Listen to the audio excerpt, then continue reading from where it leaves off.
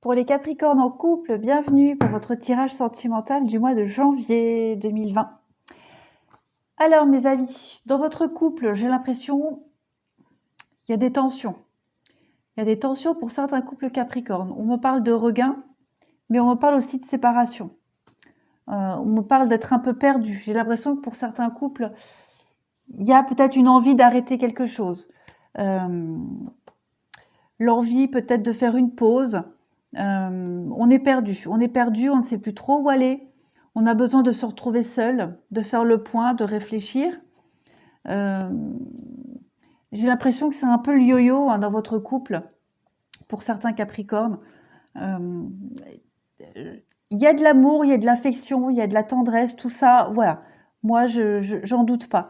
Mais on s'est peut-être un peu perdu l'un et l'autre. Avec la carte de l'illusion sur des concrétisations, on n'est peut-être plus sur la même longueur d'onde. D'où le besoin peut-être de prendre de la distance, de prendre du recul, de faire le point. Parce qu'on voit avec le regain, l'égarement, pour moi, c'est vraiment quelque chose qui va en yo-yo.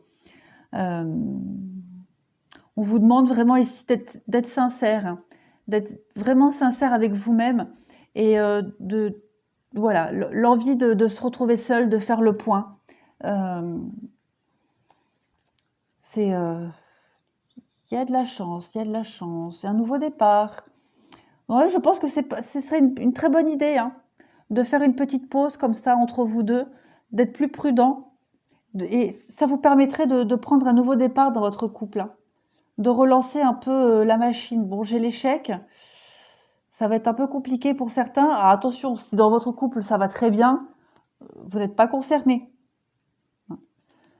Ouais, j'ai encore le nouveau départ. La fragilité, ouais. Il y a l'oubli. Il y a vraiment l'envie ici, j'ai l'impression de sauver les meubles, de sauver quelque chose, mais on s'y prend peut-être mal. On s'y prend peut-être mal. En tout cas, en janvier, l'envie de s'isoler, de s'éloigner, de couper un peu, va être fort présente.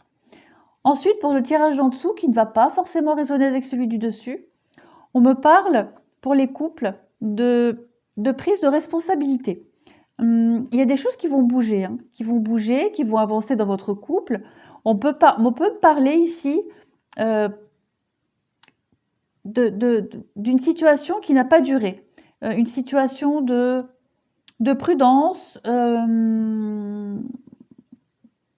Alors, textuellement, ça peut être quelqu'un qui vous a invité. Alors, voilà. Bête et discipliné, on lit les cartes, on vous a invité, ça n'a pas duré, on est prudent. Bon, moi je dirais plutôt que dans le couple, on a dû faire face à des responsabilités avec cette carte du père. On a dû s'imposer avec prudence, avec tact et diplomatie. Et les situations qui étaient conflictuelles, j'ai l'impression que tout redevient dans l'ordre. C'était passager. Voilà, on se réaligne, on prend des décisions avec sagesse, on se détache de ce qui était superficiel, superflu, et puis on se retrouve. On se retrouve à deux. On me parle ici de déménagement, mais c'est faire bouger les choses, c'est les faire avancer. Voilà, on s'impose, on prend des décisions, on fait le bonhomme, quoi, en fait, en quelque sorte. Et voilà, il y a des choses qui sont un peu plus officielles, un peu plus actées, un peu plus décidées. Parce qu'on me parle quand même d'amour envoûtant. Entre vous deux, il y a quand même quelque chose de très fort. Oui, voilà. Il y a tout ce qui était sujet à broutille, voilà, on me parle de superficialité, avec la foudre, donc peut-être des petites crises comme ça passagères, mais on reste quand même sur quelque chose de stable et de durable avec le grand-père. On me parle de séparation, de prise de distance aussi. Donc peut-être que certains ont déjà vécu cette situation-là dans le couple et que maintenant vous avez retrouvé un arrangement. Voilà, tout simplement. C'est la suite logique de ce qui se passe au-dessus. On me parle de communication, de se dire les choses, de se dire les choses, de ne plus garder les choses secrètes au fond de soi. Et on me parle de choix, de prendre des décisions. Donc oui, moi j'ai l'impression que celui-ci, c'est la suite de celui d'en haut. Donc voilà, moi et pour les couples Capricorne, il y a quand même du positif. Il y a juste une envie ici de prendre de la distance, de faire le point, de s'oxygéner. Voilà, de sortir la tête de l'eau. Et là, on a trouvé les solutions et on avance. Voilà, on avance un peu plus unis dans le couple. On nous parle d'attraction. On vous dit que c'est certainement lui ou elle. On vous demande de rester optimiste pour votre vie amoureuse, que les sentiments sont réels, sincères. Hein. On me parle d'amour véritable quand même ici. Et on vous dit juste de faire un effort. Donc, voilà, s'il y a des petites tensions dans votre couple, des crises, il y a une envie de rupture, une envie de rompre, pas de décision à la hâte, lâchez prise, hein, détachez-vous, faites le point, une petite pause même si vous voulez, et vous verrez que les choses iront beaucoup mieux, avec un peu de recul. Alors, on va finir avec ça pour les Capricornes en couple.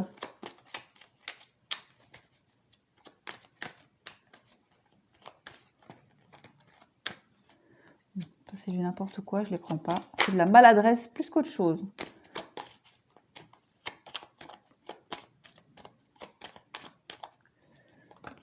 Alors, on me parle de lieux publics, de foule, de monde, des opportunités, le destin. Voilà, prendre de la hauteur, sortir, voir du monde, prendre de la hauteur, s'isoler. C'est une chance. On vous dit de saisir cette opportunité-là en janvier.